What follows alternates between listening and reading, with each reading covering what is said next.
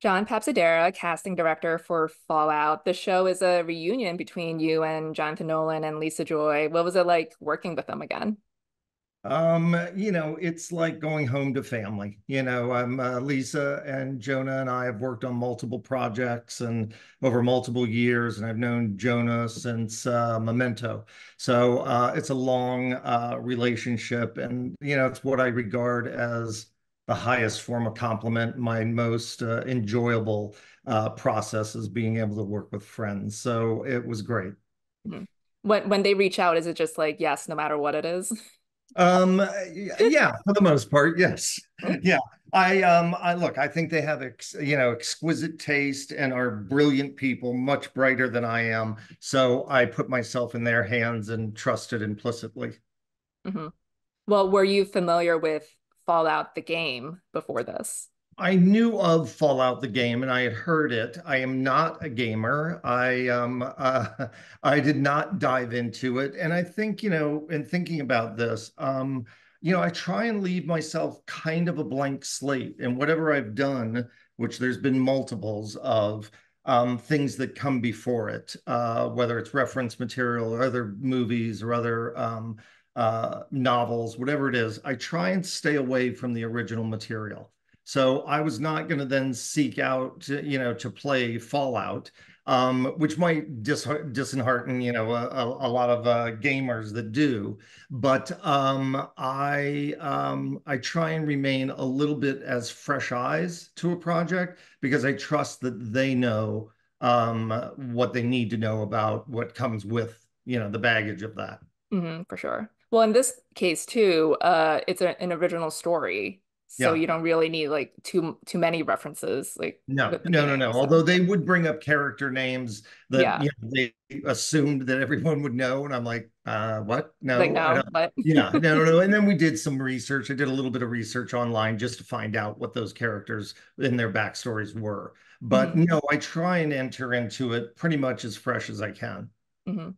Well, Geneva, Robertson, Dorrit, and Graham Wagner, the Yeah. showrunners, they have said that they had Walton Goggins in mind for the Ghoul from the beginning. So did they Yeah. tell you this when you guys Yeah, met? yeah, yeah. When we first started talking about it, we come up with lists and we talk about different ideas for the ghoul.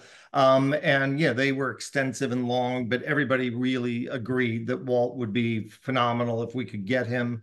And so that was a layup. I think, yeah, that was the first move we made is to go to Walt, and he Uh, read it and loved it, and we were thrilled. he's also said like he just joined a Zoom with Jonah and he said yes before he knew anything about not having a nose.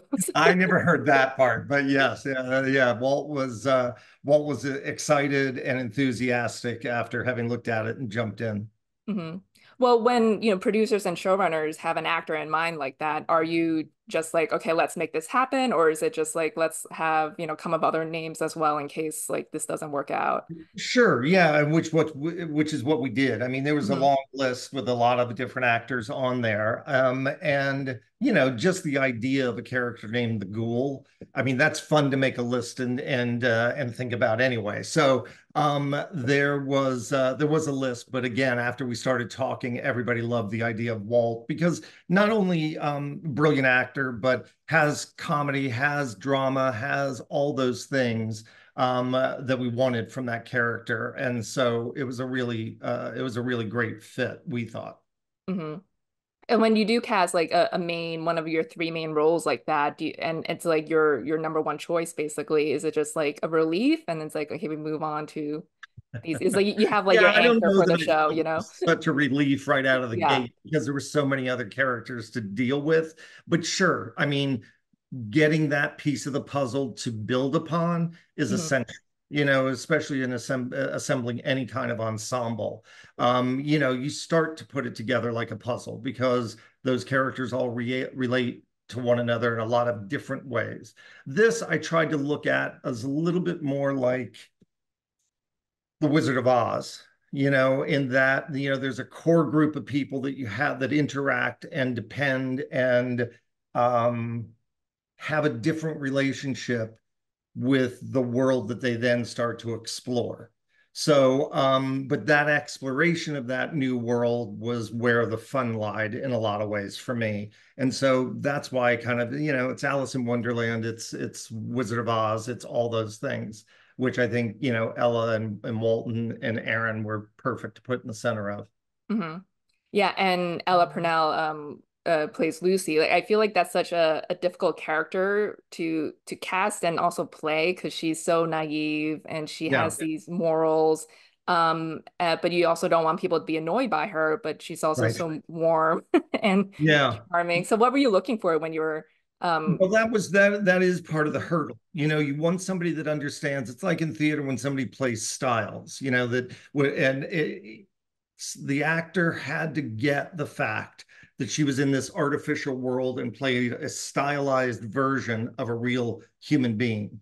And I think Ella got that right out of the gate, which, a lot of actresses didn't. They would go too far into the style or they would become two dimensional because they were playing it that way, where it felt much more like, a skit or a sketch than it necessarily felt like a three-dimensional human being. And I think Ella combined those things in a real emotional way for us.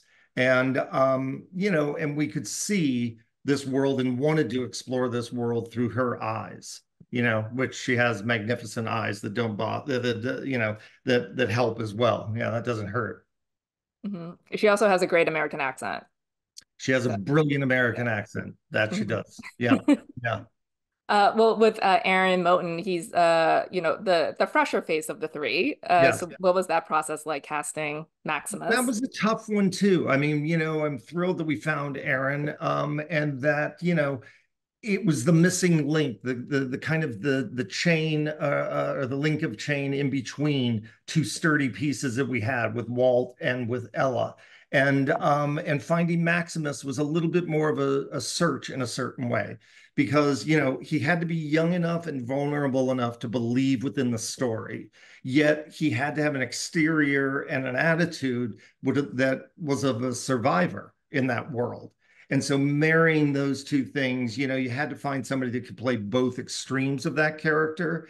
And Aaron was fantastic. I mean, the fact that you buy his age, you buy the relationship between he and Ella, yet you still feel the struggle of him wanting to be more than what he is. I think really kind of spoke to all of us. And when we read Aaron a couple of times, we all circled around that very quickly, kind of going, this could be our Maximus. And there he was. Hmm. Yeah, and he and Ella also had a chemistry test on Zoom, right? Yeah, they They did. talk, yeah. Yeah, What they was that did. like? How do you do a chemistry test on Zoom? Well, everybody asks that, and it's interesting because there's not the same thing as in a room, obviously, but what they projected came through the camera. And I always believe that, you're not doing live theater. So what you might feel in a room might not translate to a camera and vice versa. So the fact that they were able to kind of connect over a camera, over the airwaves on a Zoom, lended more credence to the fact that, okay, we can see that they get one another, their styles complement one another, and there was chemistry there between the two of them. So yeah, we had to deal with the situation that we had by being over Zoom, but I still I'm a proponent to believe that you are looking at it in the medium that you are going to show it in. So Yeah, there's for some value to that. sure. Well, we have to talk about the guest cast because Yeah, you have so many fun cameos and like little bit guest stars, and yeah, it really makes the world feel lived in. And the yeah, show is very funny, and a lot of these people have a background in comedy too. yeah. And it was a mix of like stars and recognizable faces as well. So, how did this idea come about to have these type of people like pop in and out? You have like Chris Parnell, Michael Rappaport. Yeah. Yeah. I mean, Graham and Geneva really were essential to that. Graham coming from that comedy world in a big way. We all got behind the idea. Again, for me, it was this idea of, the Wizard of Oz and, them going down this trail and who do they run into? And so, surprises along that way kept it really interesting. And so, we played around with that idea a lot in trying to not only surprise ourselves about who would show up, but and creatively thinking about that, but also what a joy that would be. And ironically, I think, it kind of emulates what a video game is. You never know what the next That's section is going true. to Yeah. show you. And Hmm. so, not only was it styled in that manner, but I thought we fulfilled it because, you got to the next level and you met another character. You get to another level and you meet another character. And so, Yeah. And then you leave um, them behind when you yeah, you land. leave them behind. So long, see ya. So I really love that aspect of being able to put an ensemble, which is very different than if you're doing an ensemble about a group of friends or a family or something else. This provided us an opportunity for comedy, for surprises, for uniqueness, a lot of things that you don't always get to, apply when you're building a core unit of people. And that's why, for me, that initial core unit then has a relationship that then goes out into this weird world, and we find all the weirdos. Hmm. Yeah, for sure. Well, John, it was great speaking with you. Thanks so much for your time, Thank and you. we'll see you back here in a little bit. Okay, thanks. Thank Appreciate you. it.